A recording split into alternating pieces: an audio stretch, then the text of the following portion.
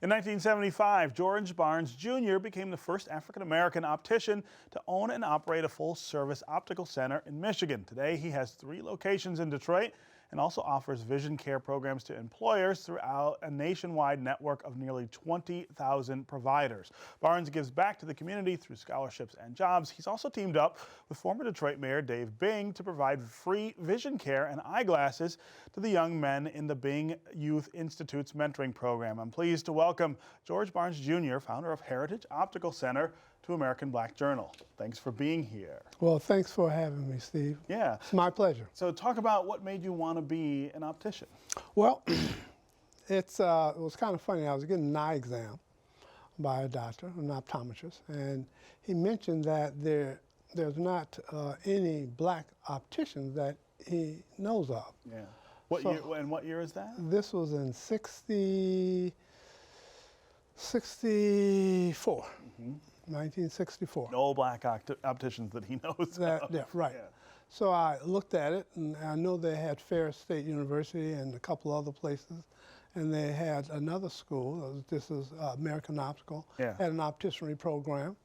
I applied and was accepted, and for 2 years I was at school at American Optical. Got drafted into the Army and did 2 years there. But the good thing about it is that I was put back into the optical program after my basic training. Okay, wow. So my MOS was in 42E20. So after that, I completed my 2 years, went back, finished up at American Optical, and my first job was at Metropolitan Hospital on Tuxedo. Oh, wow. The old Walter Reuther Not Hospital. a lot of people would remember that, right? That was quite a while. And what made you, talk about that turn from being an optician to saying, hey, you know, I want to start optical centers, I want to start, you know, a network of coverage for people. Well, yeah, after working in the hospital for 6 years, people kept telling me, why don't you start your business? Why don't you start your own business? You know, people come in, everybody wants to see you.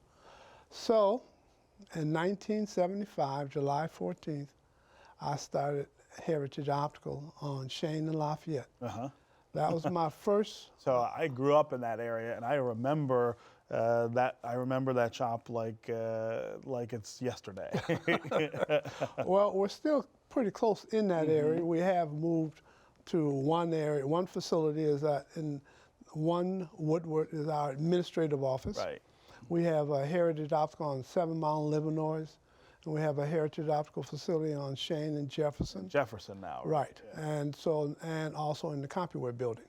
So those are 3 facilities that we have in the city of Detroit. Yeah, yeah, and the network of coverage that you guys provide, Well, that's a different. The Heritage Opticals are retail. Yeah. We also have a company called Heritage Vision Plans. Right. And the way that really started was Coleman Alexander Young. After 5 or 6 years in business, I approached the mayor to do business with the city of Detroit. Well, I was granted that, and it was another optical company along with Heritage Optical. We started doing business with the city of Detroit. And I got a license to administer vision programs, and that I became the only African-American in the state of Michigan to hold that license. To have that license. And I'm still the only African-American in the state of Michigan that holds a license to do fully insured and self-fund programs. Wow, wow. Talk about the climate for black entrepreneurs when you started versus the climate today. I would imagine it's a lot different. A lot different. Yeah. I mean, when I started, well, we had really no one in the business, yeah. So it was like a scratch. I think today's climate really started from really Coleman Alexander Young. In the city of Detroit. In the city of Detroit. Really opening up opportunities. That were not there before. Once I was able to start doing business in the city of Detroit, then I was able to do business with the Board of Education. So I had 2 fairly large clients that I was working with. Yeah. And we springboard from there. So I think over time, the city of Detroit was very good to me. Of course, I'm from New Orleans, Louisiana, and my dad came and started working at Ford Motor Company.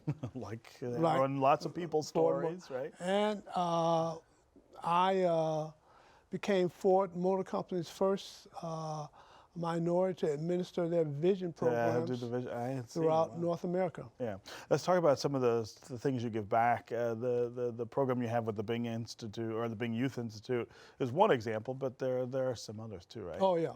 Look, this is that's fun. Yeah. One of the things that the former Mayor Dave Bing approached me with in terms of, at this particular time, he had 60 youth and 60 mentors, mentees. And I mentioned to him, I said, you know, part of the problem that we have in our school system is kids can't see. Yeah. It's not that they're bad. It's just that they can't see, and so they do other things. And there's no one there to sort of identify that as the problem or get them an eye exam and some glasses. That's exactly right. Yeah. So I told him that I said, what I will do is you have 60 now, you're going to have another 60. I said, I will give those who need eye exams. In fact, we give every one of them an eye exam. And those who need glasses, we will supply them with glasses. And that's what we have done with the Bing Institute. And actually, we have programs like that now.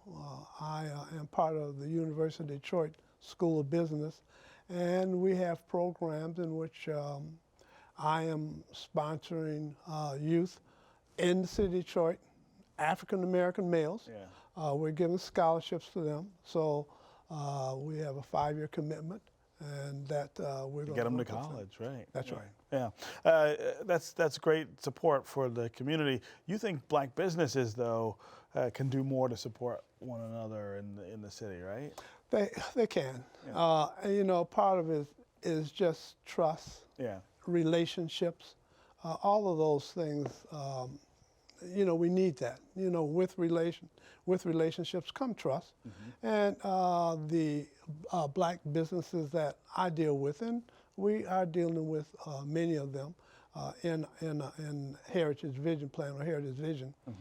So, but it's the trust. The diversity allows us to move throughout the state of Michigan.